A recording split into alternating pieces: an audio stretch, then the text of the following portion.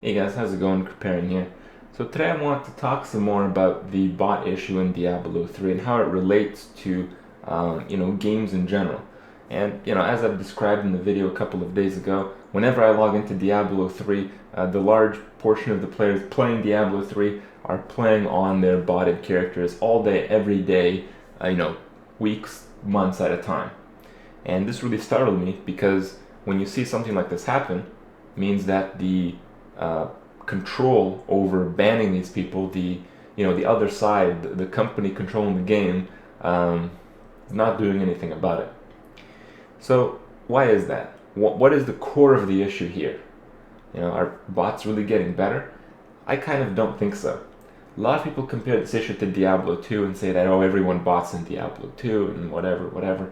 And yeah, that's true, but Diablo 2 came out over a decade ago, and the game was very basic. When the game came out, a lot of online games at the time learned a lot from Diablo 2. I've never played a game like it prior that was so integrated with playing online. It was a complete online experience, and obviously, with that, there were a lot of new things that they couldn't foresee in terms of problems, in terms of hacks, in terms of dupes. It was a very early stage of gaming. Today, 2012, holy shit! Um, we're dealing with a worse issue. In my opinion, there's even more bots than there are in Diablo 2 in Diablo 3 today, and you know, one side says it's based on the people. A lot of people think that people who associate with bots and all that stuff are the scum of the earth. I know people that bot. I know people that bot for a living. How many people can say that? And I talk to these guys. I don't really judge them or anything like that. I talk to them like any other person. They're just people. They just do this kind of activity because they can. That's really the point. When I talk to them, I ask how their operation is going. What they've done in the past, how they've overcome certain things, what they do, and how much they make in terms of money, in terms of gold, what kind of steps they take to not get caught. This is very interesting to me, and that's really what I concern myself with. I don't care about them. They're not, oh my god, you're a botter. I'm never gonna associate with you again. I can't believe you did this. All that stuff. Whatever, man. People are gonna do whatever they can, whatever they want.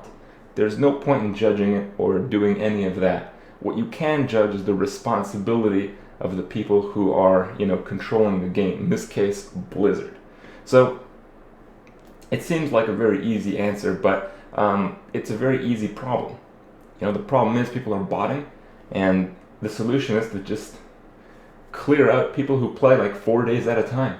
They're either botting or they're account sharing. In either case, you have an excuse to get rid of them. So if you really want to solve the problem, you can solve the problem.